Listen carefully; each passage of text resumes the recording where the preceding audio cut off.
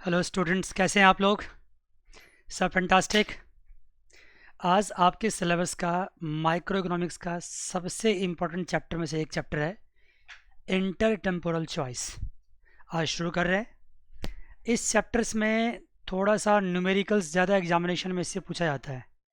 मैंने पहले भी कई बार कहा है कि स्लट्स की इक्वेशन के बाद जितने भी चैप्टर्स है सारे एक दूसरे से क्या है, लिंक है। जैसे मैंने आपको बाइंग एंड सेलिंग कराए थे, उससे भी न्यूमेरिकल्स काफ़ी ज़्यादा आते हैं। और उससे पहले ये सारे स्लट्स की equations, buying selling and then inter temporal, ये सारे इंटरलिंक चैप्टर्स जो बाइंग एंड सेलिंग पर कराए थे वहाँ भी स्लट्स की इक्वेशन का इस्तेमाल हुआ था, और जो इंटर टेम्पोरल चॉइस कराएंगे यहाँ पे भी इस्तेमाल होगा। बाइंग एंड सेलिंग में भी रिवील्ड के कॉन्सेप्ट यूज़ हुए थे, यहाँ पे भी यूज़ होंगे।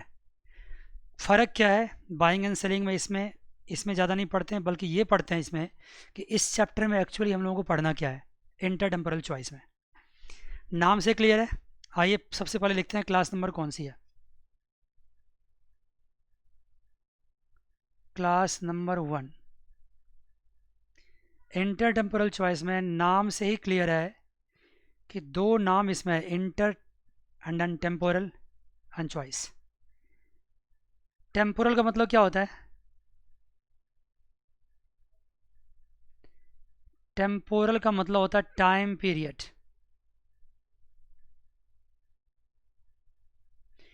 धीरे धीरे करके चैप्टर खुलेगा।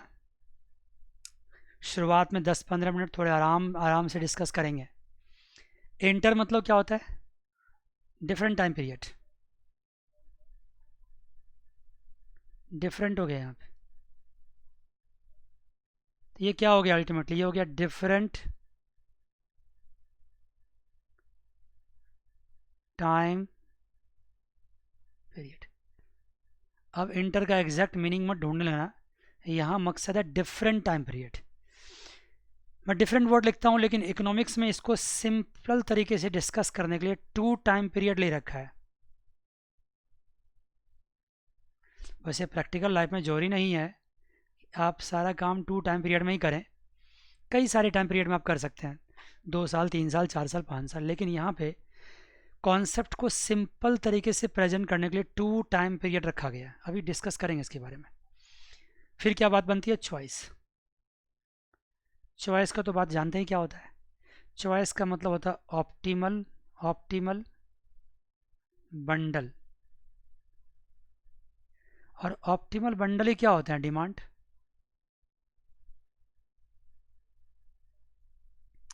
चॉइस का मतलब होता है ऑप्टिमल बंडल, और ऑप्टिमल बंडल ही क्या होते हैं? डिमांड। मतलब साफ सी बात है, अगर हम दो टाइम पीरियड की बात करें, एक टाइम पीरियड ये है और दूसरा ये है, तो इस दो टाइम पीरियड में क्या डिमांड है, कौन सा बंडल आप चूज करेंगे? मान लो इसको मानते हैं पीरियड 1, इसको मानते हैं पीरियड 2। यहाँ भी आपके पास ऑप्शन है, बंडल दे रखे हैं। कंजम्पशन बंडल मान लो है, यहाँ भी आप कंज्यूम करते हैं C1 C2, और यहाँ भी कंज्यूम करते हैं C1 C2। तो ऑप्टिमल इसमें से कौन है? दो टाइम पीरियड में अगर हम बात करेंगे तो ऑप्टिमल बंडल क्या हो सकता है? ऑप्टिमल बंडल कैसे निकालते हैं हम लोग, थोड़ा सा इसके बारे में बात करते हैं। पहले भी कई बार कर चुके हैं। कैसे निकालते हैं? मेरे पास दो चीज़ दिया होता है। क्या क्या? सबसे पहले दिया होता है बजट लाइन। ये बात मैंने कई बार पहले बोल रखा है, और जब भी मुझे बोलने का मौका मिलता है मैं रिपीट कर देता हूँ। मेरे पास एक होते हैं बजट लाइन, और दूसरा क्या होता है? मेरे पास होते हैं ICs, indifference curve. Budget line से क्या निकालते हैं हम? स्लोप ऑफ बजट लाइन, जो क्या होता है? -P1/P2। माइनस क्यों? क्योंकि डाउनवर्ड स्लोपिंग होता है। ICs कर्व में क्या निकालते हैं? इसका स्लोप निकालते हैं, और वो क्या होता है? MRS, marginal rate of substitution. ध्यान समझिएगा, आगे इस चैप्टर में जो न्यूमेरिकल्स आने वाले हैं ना उसकी तैयारी कर रहे हैं हम, और लगभग एक ही फॉर्मूला, एक ही चीज़ हर जगह इस्तेमाल होता है। ठीक है ना? ठीक है सर। अब बताइए ऑप्टिमल बंडल कहाँ होगा? जहाँ पे sir slope of budget line equals to क्या हो जाएगा? Slope of ICs, that is what? Minus P1 upon P2 equals to MRS। जैसे ही ये काम हो जाएगा, इससे क्या होगा, इससे आपका ऑप्टिमल बंडल निकल जाएगा। इस बंडल का हम क्या इस्तेमाल करेंगे बताते हैं अभी, कुछ देर रुक जाओ। लेकिन बात आती है MRS कैसे निकाला जाएगा। ये निकालना तो बहुत आसान है, P1 अपन P2। जहाँ तक सवाल है MRS का, देखो इस चैप्टर में जो भी सवाल आप करोगे सब जगह ये काम आएगा। MRS का सवाल है, MRS किस पे डिपेंड करता है, यूटिलिटी फंक्शन पे। किस पे डिपेंड करता है, यूटिलिटी फंक्शन पे। इस चैप्टर में हम लिखेंगे C1 एंड C2, क्योंकि यहाँ पे X1 X2 नहीं है, कंजम्पशन की बात हो रही है। अभी दिखाएंगे आपको सब कुछ डिटेल में, डोंट वरी।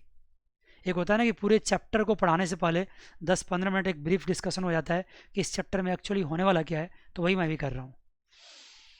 यूटिलिटी फंक्शन क्या हो सकता है, यूटिलिटी फंक्शन डिफरेंट डिफरेंट हो सकता है। C1 इंटू C2 हो सकता है, जो कॉप डॉगलस था। VC1 प्लस C2 हो सकता है, जो क्वाज़ी लिनियर था। C1 प्लस C2 हो सकता है, जो परफेक्ट सब्स्टिट्यूट था। और C1 C2 एंड मिनिमम हो सकता है, जो कॉम्प्लीमेंट्री था। ऐसे C1 प्लस C2 भी हो सकता है, ये तो हो गया, मैं बता दिया मैंने आपको। C1 C2 मैक्सिमम भी हो सकता है। तो ये यूटिलिटी फंक्शन डिफरेंट डिफरेंट होते हैं, जो हमने यूटिलिटी चैप्टर में आपको करा रखा है। देखो ना, पूरा सब कुछ एक दूसरे के साथ लिंक होता चला जा रहा है, वहाँ कर रखे हैं। अब जब हमारे पास यूटिलिटी फंक्शन होगा तो उसके हिसाब से हम क्या निकाल लेंगे, उसको डिफ्रेंशिएट करके क्या निकालेंगे, MRS निकालेंगे। जैसे ही MRS आ गया, उसको क्या करेंगे, P1 अपन P2 से पुट इक्वेट करके क्या निकालेंगे, ऑप्टिमल बंडल निकालेंगे। अब इसका हम क्या करेंगे इस चैप्टर में, इसके बारे में बात करते हैं अब कुछ देर रुक करके। ये ऑप्टिमल बंडल की क्या बात होगी, कुछ देर रुकना पड़ेगा, फिर मैं वापस यहाँ आऊँगा कि इसका क्या काम होगा, देखना। ठीक है सर। अब आइए, अब आते हैं इस चैप्टर की क्या कहानी है, इसकी क्या थीम है। देखिए नाम देख लिया आपने, inter temporal choice, 2 different time period में। सिंप्लिसिटी के लिए यहाँ क्या किया गया, 2 डिफरेंट टाइम पीरियड को क्या क्या माना गया, P1 एंड P2 माना गया। आप भी लिखते जाइएगा, ये आपको लेट करने पड़ेंगे सब कुछ, ये मान कर चलिएगा आप, ये लेट कर लीजिए। 2 टाइम पीरियड में एक क्या है P1, दूसरा क्या P2, और यहाँ पे कंजम्पशन क्या है C1, और यहाँ कंजम्पशन क्या है C2। साथ साथ यहाँ पे कंजम्पशन करोगे तो इनकम भी तो होना चाहिए, M1, और यहाँ इनकम क्या है, M2। सर क्या हम 2 टाइम पीरियड ही ले सकते हैं, सिंप्लिसिटी के लिए 2 टाइम पीरियड लिया गया, वैसे कितना भी टाइम पीरियड लिया जा सकता है, लेकिन यहाँ आपको कॉन्सेप्ट को डिस्कस करना है, समझना है, तो इसके 2 टाइम पीरियड लिया गया। ये जो आपका इनकम M1 M2 है, ये क्या है बेसिकली, ये आपका इंडोमेंट है, यही आपका इंडोमेंट होता है। क्या है इंडोमेंट सर, इंडोमेंट है M1 M2। जो आपकी इनकम होगी उसी इनकम से तो कंजम्पशन करोगे ना। Yes sir.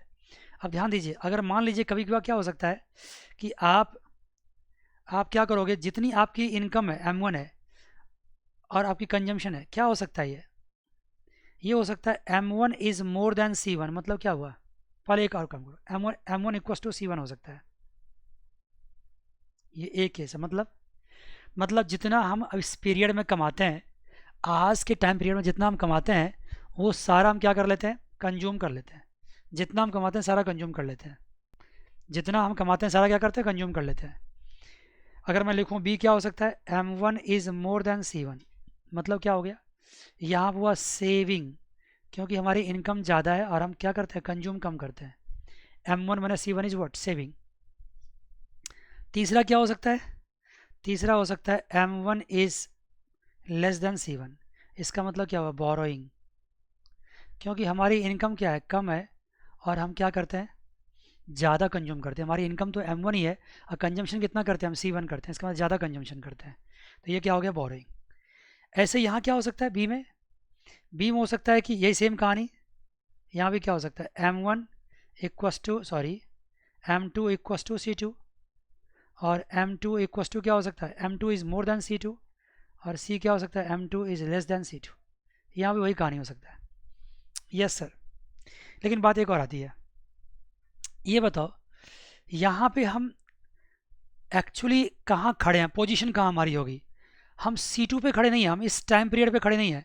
जो भी कॉन्सेप्ट आपसे हम डिस्कस करेंगे वो इस टाइम पीरियड पे खड़े होकर डिस्कस नहीं करेंगे, यहाँ पे खड़े होकर करेंगे।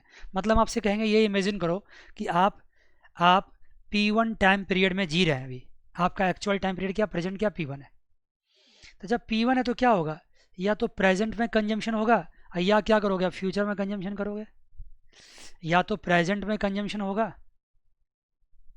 या क्या होगा, फ्यूचर में कंजम्पशन होगा। मैं इसको ध्यान में रख के बात करने के लिए नहीं कह रहा हूँ, क्योंकि अगर इसको आप ध्यान रखोगे तो यही प्रेजेंट हो जाएगा। ठीक है, तो प्रेजेंट किसको मानेंगे, P1 को, और फ्यूचर किसको मानेंगे, P2। बात सही है। अब देखो, अगर मान लो हमारे पास सेविंग है, ध्यान समझिए, अगर मेरे पास सेविंग है तो सेविंग को हम कहाँ कंज्यूम करेंगे, सेकेंड पीरियड में। अगर हमारे पास बोरोइंग है तो इसका मतलब बोरोइंग कहाँ से लाएंगे हम, सेकेंड पीरियड से। बेटा जान समझ लो बात को मैं क्या कहना चाह रहा हूँ। अगर मान लो आप सारे इनकम को कंज्यूम नहीं कर पाते हो तो इनकम बचा के कहाँ कंज्यूम करोगे, सेकेंड पीरियड में। अगर इनकम सफिशियंट नहीं है तो क्या करोगे, सेकेंड पीरियड से बोरो करोगे। तो ये दो पीरियड को ध्यान रख के करना है। मैं आगे बढ़ने से पहले एक बार फिर रिपीट करता हूँ, ध्यान दीजिए मेरे साथ, आप भी बोलिए। मैंने क्या कहा कि सर इस चैप्टर में आप इंटर टेम्पोरल चॉइस के बारे में बात करेंगे।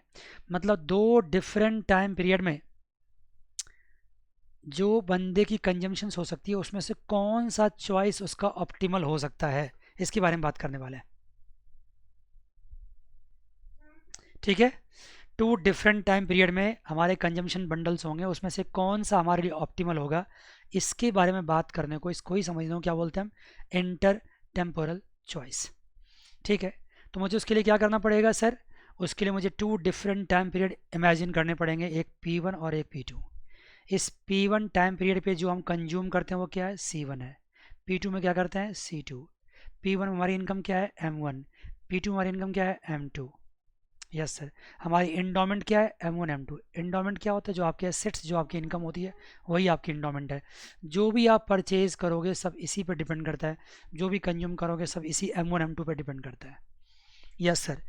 अगर मान लीजिए कि हमने क्या किया है, हमने सारा इस पीरियड में कंज्यूम कर लिया जितनी हमारी इनकम है, तो M1 = C1 हो सकता है। अगर कुछ बचा लिया तो सेविंग हो सकता है, M1 is more than C1 हो सकता है, M1 is less than C1, तो बोरोइंग हो सकता है। Yes sir. हमें क्या ध्यान रख के बात करनी पड़ेगी, P1 टाइम पीरियड हमारा क्या, प्रेजेंट है, और P2 हमारा क्या है, फ्यूचर है। ये ध्यान रख के बात करनी पड़ेगी। एक बात और है, जब हम सेविंग करेंगे या बोरोइंग करेंगे तो मुझे रेट ऑफ इंटरेस्ट भी ध्यान रखना पड़ेगा, क्योंकि दोनों में क्या होगा, रेट ऑफ इंटरेस्ट भी होगा, उससे इंटरेस्ट भी चार्ज होगा, जिसको हम आर से नोट कर सकते हैं।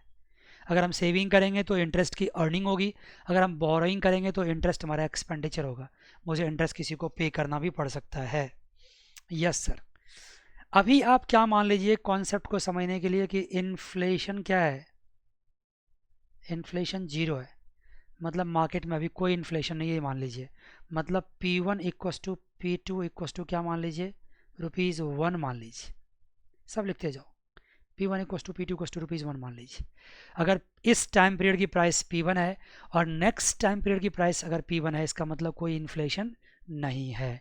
आगे चल के थोड़ा पढ़ाने के बाद इसमें ट्विस्ट आएगा और हम क्या करेंगे, इन्फ्लेशन को भी इनकॉर्पोरेट करके फिर कॉन्सेप्ट को नए तरीके से प्रेजेंट करेंगे। Yes sir. आइए, जो 3 डिफरेंट केसेस मैंने बताए आपको, उन सारे केसेस के बारे में एक एक करके बात करते हैं।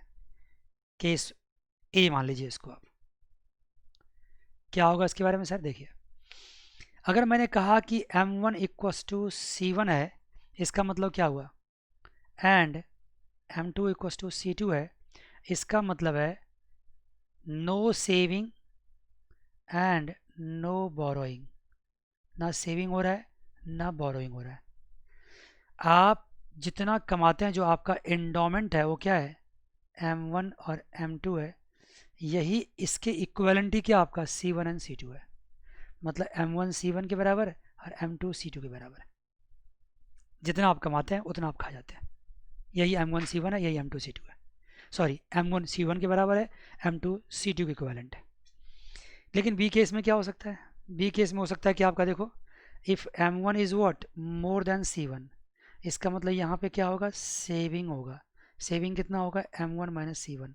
और ये सेविंग कब कंज्यूम होगा, कंज्यूम्ड कब होगा? In period second, period second में कंज्यूम्ड होगा। ठीक है सर। तो अगर कंजम्पशन इन पीरियड 2 के बारे में बात करें, यहाँ पे हम देखो, यहाँ पे कंजम्पशन इन पीरियड 2 के बारे में बात करें तो कितना कंजम्पशन करेंगे हम?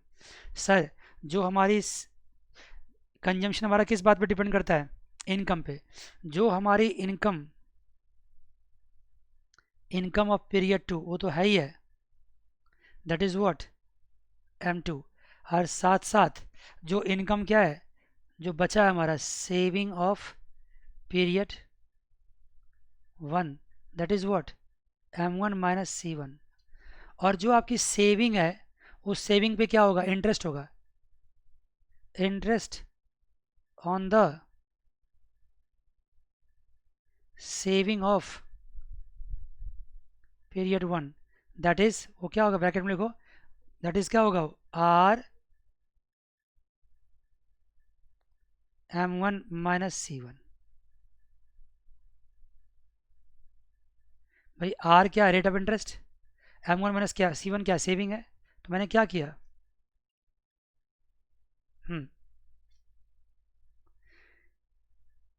एक तो आपकी M2 की जो इनकम हो तो आप करोगे करोगे पीरियड 2 का। दूसरी बात, पीरियड 1 से जो सेविंग थी और उस सेविंग पे जो आपने इंटरेस्ट कमाया, ये सारा इनकम कब की मानी जाएगी?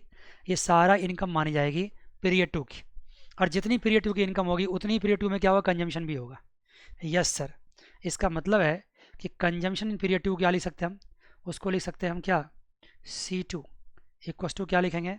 M2 plus M1 minus C1 और plus R rate of interest है M1 minus C1। Very good. इसको और सिंप्लीफाई कर सकते हैं, M2 प्लस, अगर M1 माइनस C1 को क्या कर लें हम? कॉमन ले लें तो ये क्या बचेगा? 1 प्लस R। एक बार फिर लिख देता हूँ, M2 plus 1 plus R into M1 minus C1, ये बचा। इसको और डिराइव करें अगर हम मान लो तो क्या कर सकते हैं? C2 प्लस जो आपका यहाँ इधर हो इसको इधर ट्रांसफ़र कर दो। आपने C2 कंजम्पशन करी ना, और टाइम पीरियड 1 में कितनी कंजम्पशन की थी? C1 कंजम्पशन की थी। एक बार वेट कर लीजिए, बस पहले यहाँ तक लिख लीजिए इस चीज़ को।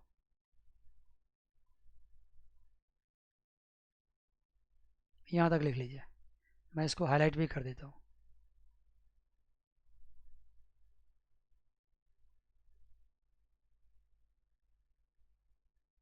क्लियर यहाँ तक? पक्की बात? ठीक है जी।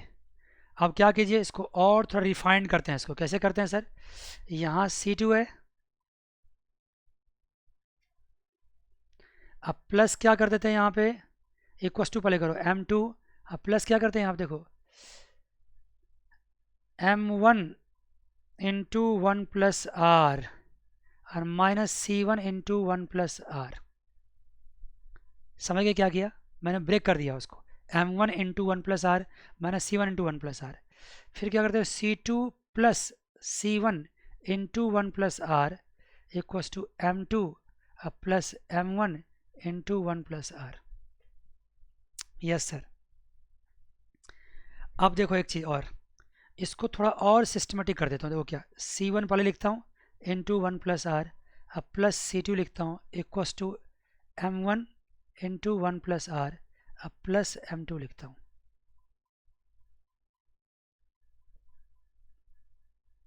ठीक है, C1 को चूंकि पहले लिखना चाहिए इसलिए लिखा है। इसको बोल दो इक्वेशन A, और ये क्या है आपका? ये आपका फ्यूचर वैल्यू टर्म्स में आपने निकाला है।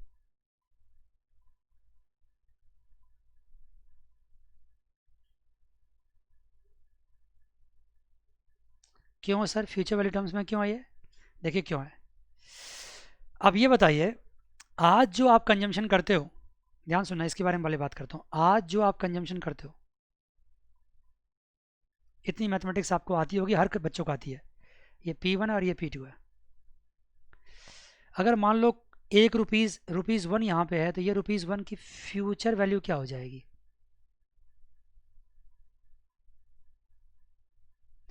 रुपीज़ 1 की फ्यूचर वैल्यू होगी रुपीज़ 1 तो होगी अब प्लस क्या होगी आर होगी, उस पर जो इंटरेस्ट मिलेगा। 1 रुपये की फ्यूचर वैल्यू क्या होगी 1 + r होगी ना। Yes sir. अगर मैं बात करूँ C1 की फ्यूचर वैल्यू क्या होगी तो क्या कहोगे sir C1 × 1 + r। That's it. 1 रुपया अगर आपको कोई आज देता है और आज न दे करके आपको 1 साल बाद देता है, मान लो इसमें गैप कितना 1 ईयर का है, समझ लो, समझने में क्या जाता है। कोई बंदा आपको 1 रुपया आज नहीं देता बल्कि कब देता है 1 साल बाद देता है, तो 1 रुपीज़ 1 साल बाद क्या हो जाएगा 1 + r। रेट ऑफ इंटरेस्ट मान लो 10%, तो क्या हो जाएगा 1.10। बात समझ गए। तो जितनी कंजम्पशन आप आज कर रहे हो उसकी वैल्यू फ्यूचर टर्म्स में क्या होगी C1 × 1 + r। Yes sir. और जो कंजम्पशन यहाँ आप कर रहे हो उसकी वैल्यू क्या होगी C2 ही होगी। इसकी वैल्यू तो चेंज होगी क्योंकि ये 1 साल पहले की वैल्यू है और 1 साल बाद उसकी वैल्यू चेंज होगी, लेकिन इसकी वैल्यू थोड़ी चेंज होगी। और ये दोनों वैल्यू कौन सी वैल्यू है, ये दोनों वैल्यू है P2 की वैल्यू। ये भी P2 की और ये भी किसकी है P2 की है। और P2 की वैल्यू को मैंने क्या माना फ्यूचर वैल्यू। ऊपर याद करो मैंने क्या कहा था P2 को क्या मानो फ्यूचर और P1 क्या प्रेजेंट। मज़ा आ गया। P2 है फ्यूचर एंड P1 है प्रेजेंट। तो अगर आप C1 की वैल्यू फ्यूचर में निकालना चाह रहे हो तो C1 × आप समझने पर ध्यान दीजिए क्योंकि थ्योरी तो सारा देंगे आपको, चिंता नहीं करना। C1 × 1 + r। और अगर C2 का निकालो तो उसमें कोई चेंज होगा ही नहीं क्योंकि तो फ्यूचर की हाई है। तो इसका मतलब total value of consumption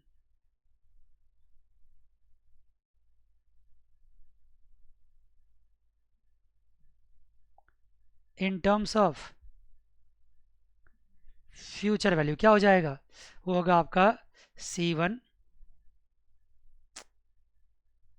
1 + r and plus what C2, ये होगा। यही बात अगर इनकम के टर्म्स में कहें आपको तो बताइए M1 इनकम यहाँ पे है और M2 इनकम यहाँ पे है। M1 की अगर हम फ्यूचर वैल्यू निकालें तो क्या होगा M1 × 1 + r हो जाएगा। M2 तो है ही है। अगर टोटल इनकम निकालें, total income in terms of future value क्या हो जाएगा M1 1 + r प्लस M2,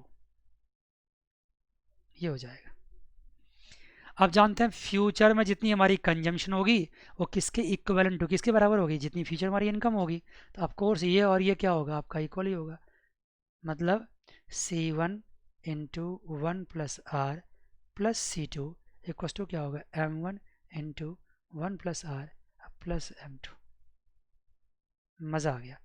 मैं पिछले 4-5 मिनट से एक ही बात को डिफरेंट तरीके से आपको समझा रहा हूँ। क्लियर बच्चे, यहाँ तक क्लियर है? पक्की बात बताओ जल्दी से। Yes sir, yes sir clear है। चलो इसको हाईलाइट कर लो, ये लिखिएगा आप। ये फ्यूचर वैल्यू ऑफ कंजम्पशन है equals to future value of income है।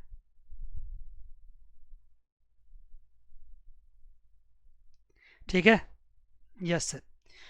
पहले यहाँ तक आराम से लिख लीजिए, फिर उसके बाद में बात करेंगे धीरे धीरे करके, इसको प्रेजेंट वैल्यू के टर्म्स में भी निकालेंगे। अब देखिए क्या करते हैं।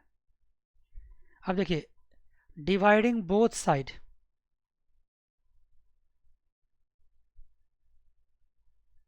बाय 1 + r, दोनों साइड को 1 + r से डिवाइड कर दो। तो C1 × 1 + r divide by 1 + r plus C2 divide by 1 + r equals to क्या होगा M1 × 1 + r divide by 1 + r plus M2 divide by 1 + r। मज़ा आ गया। इसको काट दीजिए, इसको काट दीजिए, क्या बनेगा ये बनेगा C1 + C2 divide by 1 + r equals to M1 + M2 divide by 1 + r। सब कुछ सेम रह गया, बस अंतर जानते हो क्या हो गया, ये हो गया वही value of consumption equals to value of income, लेकिन किस टर्म्स में आ गया ये आ गया in terms of present value. ये आ गया आपको in terms of present value. कैसे सर कैसे आ गया, देखो मैं दिखाता हूँ लाइन ड्रॉ करके। ये लाइन है, ये कई बच्चे तो समझ गए होंगे, लेकिन कई बच्चे नहीं समझते हैं, तो मुझे ज़्यादा एक्सप्लेन करना पड़ता है। ये P2 है, यहाँ पे आपकी कंजम्पशन C1 है, यहाँ कंजम्पशन C2 है। अगर मान लो ये C2 का मैं क्या निकालूं, प्रेजेंट वैल्यू निकालूं, तो कैसे निकालूंगा? अगर कोई ₹1 यहाँ पे है तो 1 साल बाद क्या हो जाएगा, 1+R हो जाएगा। तो 1+R अगर फ्यूचर वैल्यू है तो प्रेजेंट वैल्यू क्या 1 है। अगर 1 है तो क्या होगा, 1/1+R है। अगर C2 तो क्या होगा, मल्टीप्लाई C2। इतना बेसिक से पढ़ाओगे सर? मैं जानता हूँ कई बच्चों को, मैं जानता हूँ बहुत बेसिक से पढ़ाना पड़ता है उनके लिए। कई बच्चे अगर समझते हो तो आगे बढ़ जाओ आप। अगर फ्यूचर वैल्यू 1+R है तो उसकी प्रेजेंट क्या 1 है। अगर C2 है तो क्या होगा, C2/1+R। तो इसका मतलब क्या हो गया, ये हो गया इसका C2/1+R। C2 की प्रेजेंट वैल्यू हो गई, और C1 की प्रेजेंट वैल्यू क्या होगी, वो C1 ही रहेगी, उतनी बदलने वाली है। तो टोटल क्या हो गई यहाँ पे, C1 plus C2/1+R। Very good. Similarly M1 तो M1 ही रहेगा, लेकिन M2 की वैल्यू क्या हो जाएगी, M2/1+R। और ये दोनों क्या होगा, दोनों इक्वल होगा। मतलब साफ सी बात है कि C1 plus C2/1+R equals to M1 plus M2/1+R। ये मत समझना कुछ खास हम कर रहे हैं, कुछ खास नहीं कर रहे हैं।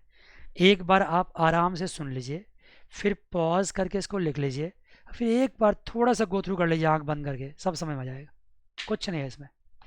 Yes sir. तो मैंने क्या किया अभी तक, मैंने अपने कंजम्पशन और इनकम को फ्यूचर एंड प्रेजेंट वैल्यू के टर्म्स में क्या किया, आपको निकालने के लिए सिखाया। अब मैं बताता हूँ आपको कि यही जो मैंने अभी सिखाया ना, यही आपका बजट लाइन है। इक्वेशन ऑफ द व्हाट क्या है, equation of the budget constraint है। यही आपका equation of the budget constraint है। इंटर टेम्पोरल चॉइस में जब बजट कंस्ट्रेंट हम डिराइव करेंगे तो ऐसे ही डिराइव करेंगे। और उसका क्या तरीका था, या तो था उसका किस में, प्रेजेंट वैल्यू टर्म्स में, या क्या था, फ्यूचर वैल्यू टर्म्स में। फ़र्क कुछ भी नहीं होगा, बस जब आप इसका स्लोप लोप निकालो तो सब कुछ सेम ही आएगा। अब बताओ, बिना देखे बताओ प्रेजेंट वैल्यू टर्म्स में क्या होगा। सर प्रेजेंट वैल्यू टर्म्स में M1 तो M1 ही रहेगा, सॉरी C1 तो C1 ही रहेगा, और C2 क्या हो जाएगा, /1+R हो जाएगा, इक्वस टू हो जाएगा। M1 तो M1 ही रहेगा, M2 क्या हो जाएगा, M2/1+R हो जाएगा। ठीक है, पक्की बात। Yes sir. सर यहाँ पे क्या होगा, यहाँ होगा फ्यूचर वैल्यू टर्म्स में C1 हो जाएगा 1+R plus C2 equals to क्या हो जाएगा, M1 1+R प्लस M2। ये रहेगा। मज़ा आ गया यहाँ तक की बातों में, तो मज़ा आ गया। यस सर, यही बजट कंस्टेंट है। लेकिन अभी क्या है, इक्वेशन तो ड्रॉ हो गया, लेकिन इससे क्या करना, मुझे इससे मुझे बजट लाइन ड्रॉ करना है। लेकिन बजट लाइन ड्रॉ करने से पहले मुझे क्या निकालना पड़ेगा, slope of the budget line. Draw तो हम कर देंगे, स्लोप क्या होगा। स्लोप के बारे में आप क्या जानते हैं, स्लोप होता है P1/P2। अगर ये बजट लाइन तो स्लोप तो यही होता है। सर स्लोप फिर कैसे निकालेंगे, मैं बताता हूँ। अब अभी आप बाइंग एंड सेलिंग चैप्टर पढ़ गए, वहाँ क्या पढ़ा आपने, बताओ। वहाँ आपने क्या देखा, वहाँ देखा आपने P1x1 plus P2x2 equals to P1W1 plus P2W2, पढ़ा ना। Yes sir. अगर मैं यहाँ लिखूँ ये C1 इंटू क्या कर दूँ, 1 कर दूँ, या 1 इंटू C1 कर दूँ, अब प्लस P2 1/1+R इंटू क्या कर दूँ, C2 कर दूँ, इक्वस टू क्या 1 इंटू M1 कर दूँ, अब प्लस 1/1+R इंटू M2 कर दूँ। अब गौर से देखना, इसको कोरिलेट करना, ये एक ही चीज़ है अल्टीमेटली। P1 यहाँ पे क्या है, 1 है। P2 यहाँ पे क्या है, 1+R है, 1/1+R है। P1 यहाँ पे क्या 1 है, P2 यहाँ पे क्या 1/1+R है। जो बाइंग एंड सेलिंग में गुड्स की प्राइस थी, यहाँ पे टाइम पीरियड के हिसाब से बात करोगे ना, तो प्राइस ही किस में कन्वर्ट कर गया है, रेट ऑफ इंटरेस्ट में। देखो ना, जब दो डिफरेंट टाइम पीरियड में आप कंजम्पशन की बात करोगे, तो ऑफकोर्स जब टाइम पीरियड की बात आएगी तो इंटरेस्ट की बात आएगी। तो यहाँ जो रोल वहाँ पे प्राइस प्ले करता था, वही रोल इंटर टेम्पोरल में क्या प्ले करेगा, इंटरेस्ट प्ले करेगा। जहाँ हम प्राइस की बात करते थे, जब आज के आज हम किसी दो गुड्स में चूज़ करना है, आज क्या चूज़ करना है, तो मुझे प्राइस देखना है। लेकिन मुझे अगर ये चूज़ करना है कि आज में और एक साल बाद में हम क्या चूज़ करेंगे, तो मुझे क्या देखना पड़ेगा, इंटरेस्ट भी देखना पड़ेगा। इंटरेस्ट भी बड़ा फैक्टर हो जाएगा। Yes sir. तो अब यहाँ बताओ, इसका मतलब इस केस में P1 क्या हो गया, P1 हो गया 1, और P2 क्या हो गया 1/1 प्लस आर। तो यहाँ पे स्लोप क्या होगा, स्लोप होता है -P1/P2। तो क्या हो जाएगा 1 -1/1/1 प्लस आर। तो ये क्या हो जाएगा -1 प्लस आर हो जाएगा। ये स्लोप होगा तो बजट लाइन हो गया। मान गए बच्चे, पक्की बात बता, मान गए सर। ये तो आपने प्रेजेंट वैल्यू से सिखाया, क्या इसी बात को आप फ्यूचर से सिखा सकते हो? कौन सी बड़ी बात है, सेम ही है। देखो यहाँ पे लिख के देखो, यहाँ मैं क्या करता हूँ, यहाँ फिर से लिखता हूँ, क्या लिखूँगा P1 W1 sorry P1 X1 plus P2 X2 equals to P1 W1 plus P2 W2। यहाँ क्या हुआ, यहाँ P1 इक्वस टू क्या हो गया, P1 इक्वस टू हो गया 1 प्लस आर। देखो ना, P1 equals to 1 plus are. यहाँ P2 इक्वस टू क्या हो गया 1, P2 इक्वस टू 1 हो गया। स्लोप क्या होता है, स्लोप होता है -P1/P2। तो क्या हो गया 1 प्लस आर अपॉन 1, साइन तो माइनस रहेगा ही रहेगा, तो अल्टीमेटली क्या हो गया 1 प्लस आर। जिस तरीके से भी निकालोगे बजट लाइन का स्लोप तो सेम ही आना है। मान गए? Yes sir. आगे बढ़ने से पहले मैं चाहूँगा कि एक बार इन कंक्लूजन फिर से आप लिख लीजिए कि इंटरटेम्पोरल चॉइस में जो बजट लाइन का इक्वेशन है वो क्या है।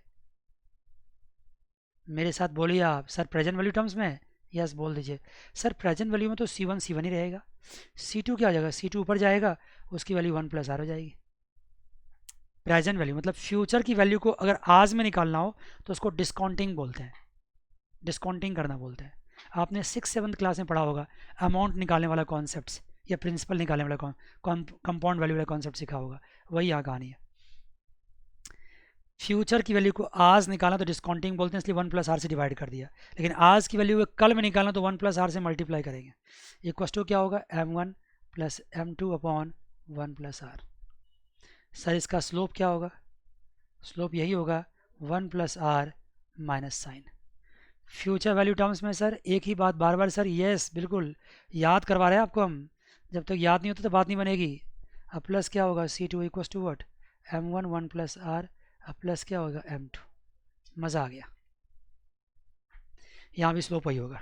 ठीक है, अब आइए अब इसको ड्रॉ करते हैं, बजट लाइन को ड्रॉ करते हैं, ग्राफिकली प्रेजेंट करते हैं। ग्राफिकली प्रेजेंट करने के लिए क्या चाहिए मुझे, 2 पॉइंट चाहिए।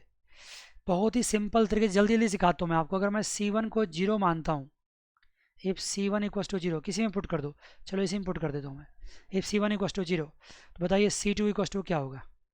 यार इसमें पुट करना ज़्यादा आसान होगा, चलो इसमें कर लेता हूँ। हालांकि आएगा दोनों से सेम ही आंसर, चलो इसमें कर लेता हूँ। इफ़ C1 इक्वस टू 0, तो C2 क्या होगा, C2 इक्वस टू होगा M1 into 1 plus R n plus क्या हो जाएगा M2। डायरेक्टली निकल गया।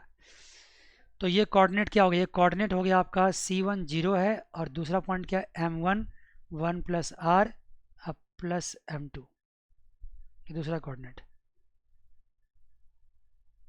ये पॉइंट हो गया।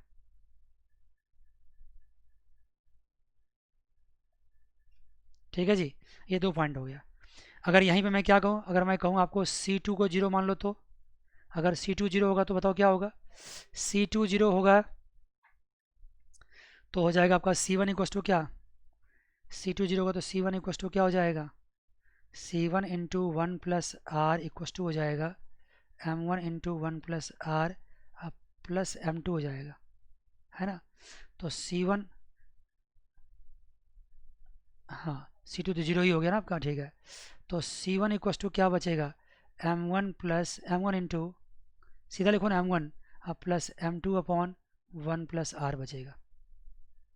तो यहाँ कोऑर्डिनेट क्या हो जाएगा, यहाँ कोऑर्डिनेट हो जाएगा C1 and 0, that is M1 plus M2 upon 1 plus R, एक पॉइंट होगा, और दूसरा पॉइंट क्या होगा 0, और ये हो गया कोऑर्डिनेट आपका। Yes sir. अब इसको क्या करें, इसको बजट लाइन पर ड्रॉ कर देंगे। 2 पॉइंट तो मुझे मिल ही गया है, उसको बजट लाइन पर ड्रॉ कर देंगे तो मज़े से ड्रॉ हो गया, और क्या चाहिए आपको। अब यहाँ पे सिर्फ 2 टाइम पीरियड में हम बात कर रहे हैं, तो ये होगा किस, ये क्या होगा, ये होगा C2 और ये क्या होगा C1। ये फ्यूचर कंजम्पशन होगा, वो तो मुझे लिखने की ज़रूरत ही नहीं थी, मैंने पहले ही बोल दिया था। और ये क्या होगा, ये प्रेजेंट कंजम्पशन होगा। मैं इसको हटाता हूँ क्योंकि मेरे पास जगह नहीं है, आप समझ गए ना। और इन्हीं के बीच में मैंने क्या किया, बजट लाइन ड्रॉ किया है। और मुझे अभी इसी से क्या होगा, मुझे यूटिलिटी फंक्शन में दे रखा होगा, अगर मैं ऑप्टिमल बंडल भी चूज़ करूँगा। वेट, मैं पहले समझा रखा, मुझे याद है कि मैंने क्या कहा था आपको, कि यहाँ फिर से हम पहुँचेंगे कहाँ पे, यहाँ फिर से हम पहुँचेंगे कहाँ पे सर, कहाँ पे सर, कितना पीछे चले गए थे, यहाँ पे फिर से पहुँचेंगे यहाँ पे। चलिए जी बच्चों, तो क्या हुआ, आपके सामने बजट लाइन का इक्वेशन बना हुआ है, सब कुछ बना हुआ है, अब उसको ड्रॉ करना है। तो ये पॉइंट क्या लिया आपने, ये पॉइंट क्या था, दो कोऑर्डिनेट क्या लिखा था, जब आपकी C1 0 थी तो उस वक्त क्या था, C1 0 था, तो ये पॉइंट था आपका 0-M1 1 प्लस आर प्लस क्या था M2।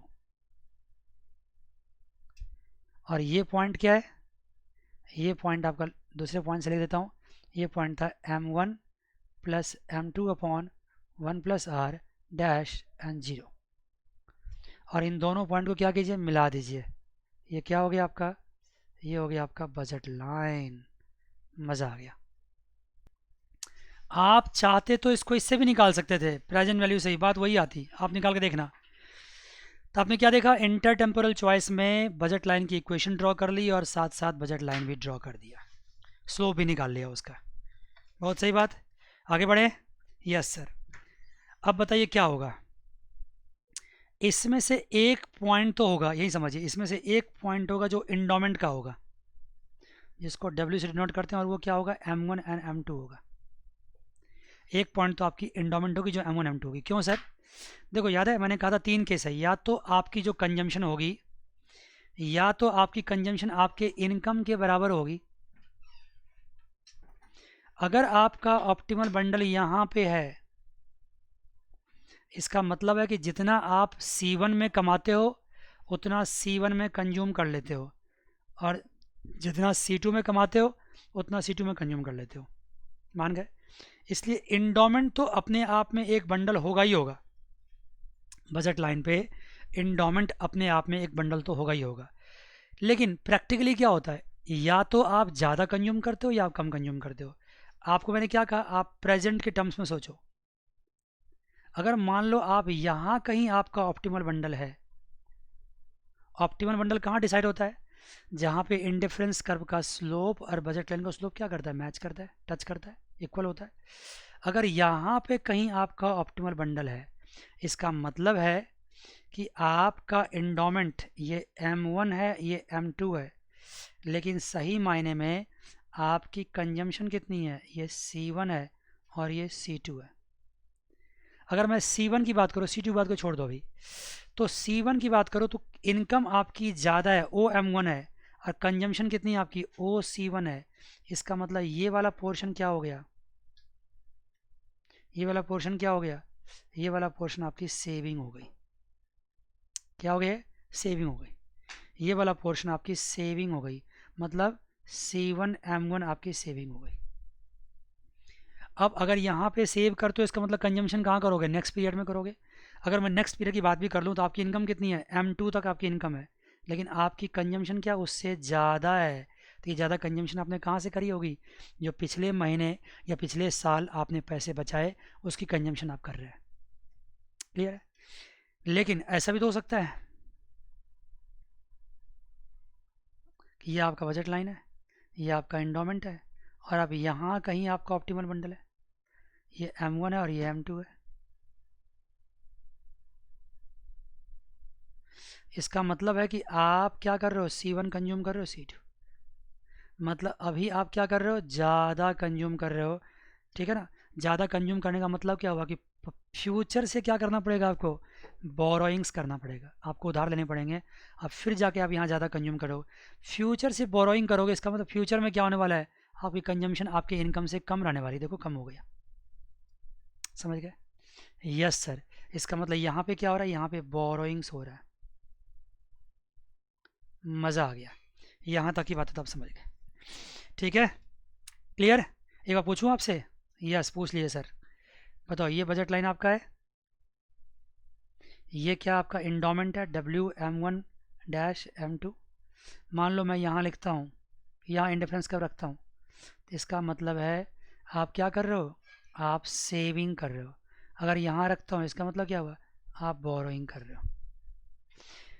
अब एक्चुअली आप बताओ कि आपका ऑप्टिमल बंडल कैसे आप निकालोगे, इसके बारे में ऊपर मैंने सबसे पहले शुरुआत के 10 मिनट्स में सिखा दिया था कि ऑप्टिमल बंडल निकालने के लिए, ऑप्टिमल बंडल निकालने के लिए हम क्या करते हैं, -P1/P2 इक्वल टू क्या करते हैं, MRS करते हैं। ये बातें ऊपर हो चुकी है कि MRS किस पे डिपेंड करता है, ये डिपेंड करता है यूटिलिटी फंक्शन पे डिपेंड करता है। मेरे पास क्या दिया रहेगा, मेरे पास गिवन क्या होगा, देखो मैं लिखता हूँ क्या क्या सवाल, न्यूमेरिकल कैसे आएगा, गिवन होगा यूटिलिटी फंक्शन, उससे क्या निकालेंगे हम, और क्या गिवन होगा, गिवन होगा मान लो आपको क्या गिवन होगा, M1 M2 एंड R, ठीक है ना, और C1 C2 तो है ही। इससे क्या निकाल लोगे, इससे आप निकालोगे बजट लाइन, फिर क्या निकाल लोगे, स्लोप, अभी सिखाया आपको, -P1/P2। फिर यूटिलिटी फंक्शन से क्या निकाल लोगे, MRS, फिर क्या निकालोगे, फिर निकालोगे MRS इक्वल टू P1/P2। इससे क्या निकल जाएगा, इससे निकल जाएगा ऑप्टिमल बंडल।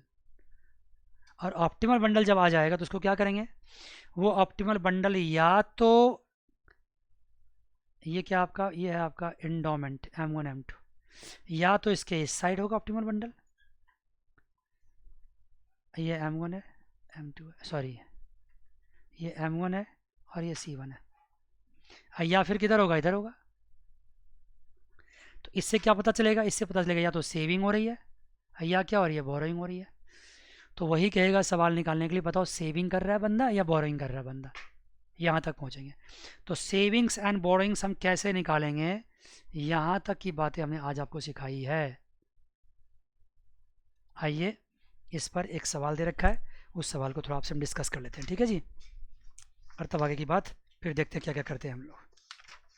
आइए जी, ठीक है सर, यस सर। आइए देखिए सवाल से जितनी बातें मैंने करी है, अगर उन बातों में कुछ कमी रह गई है तो आपको इस न्यूमेरिकल के साथ साथ क्या होगा, वो बातें आप बहुत अच्छे ढंग से समझ जाएंगे।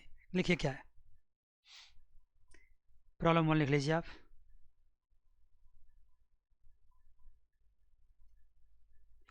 प्रॉब्लम 1 में क्या लिखिए, M1 इक्वल टू क्या है, 30 है, M2 इक्वल टू क्या है, 50 है, R इक्वल टू क्या है, 0.2 है।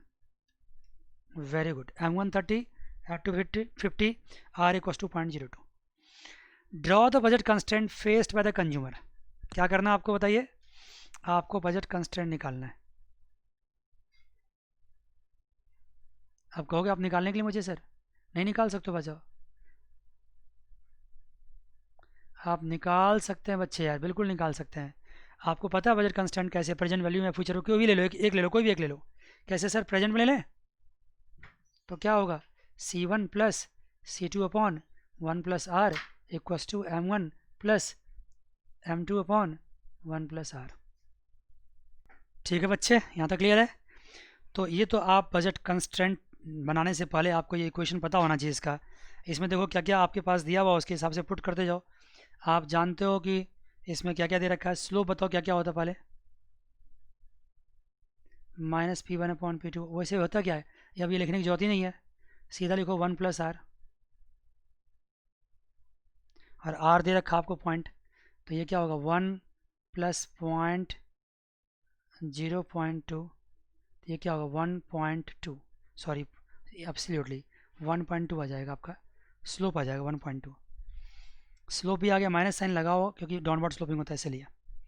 ठीक है, कोऑर्डिनेट हम निकाल लेंगे। आप जानते हैं कि पहला कोऑर्डिनेट क्या था बजट लाइन ड्रॉ करने के लिए, C1 अगर 0 था, आपको याद हो तो डायरेक्टली भी कर सकते हो, अगर C1 0 था तो C2 इक्वल टू क्या था, M1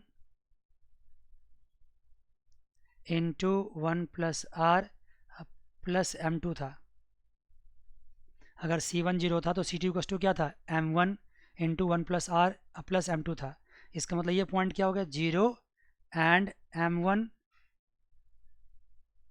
into 1 plus R plus M2। तो इसको निकाल लेते हैं, क्या होगा ये, एक तो 0 है ही है। M1 की वैल्यू क्या है बताओ, M1 है 30, अब 1 प्लस R क्या है 1.2, M2 कितनी है, M2 है 50, तो 0 है, ये कितना हो गया 36 हो गया, 36 n प्लस 50 तो कितना हो गया 0 एंड 86 हो गया, 86 हो गया, 0 एंड 86। एक कोऑर्डिनेट क्या मिल गया आपको, 0 एंड 86। दूसरा कर जाओ, मान लो अगर C2 इक्वस टू 0 तो C1 इक्वस टू क्या होगा, देखो क्या होगा, जानते ही आपको याद भी होगा वैसे, C1 equals to M1 plus M2 upon 1 plus R, C1 होगा M1 plus M2 upon 1 plus R। If C2 equals to 0, अगर ये 0 हो गया तो C1 इक्वस डायरेक्टली वही हो गया। तो यहाँ बताओ M1 की वैल्यू कितनी है, M1 है 30 प्लस M2 कितना है 50 अपॉन 1.2, दो कितना आता है 30 प्लस कितना होगा देखो, ये हो जाएगा आपको 41.66, दोनों मिला के 71.66 हो गया। तो ये क्या हो गया, ये हो गया आपका 71.66 एंड C2 क्या 0, ये दोनों कोऑर्डिनेट आपको मिल गया। तब आप क्या कर सकते हैं, आप बजट लाइन ड्रॉ कर सकते हैं बजट लाइन ड्रॉ कर सकते हैं, देखिए कैसे,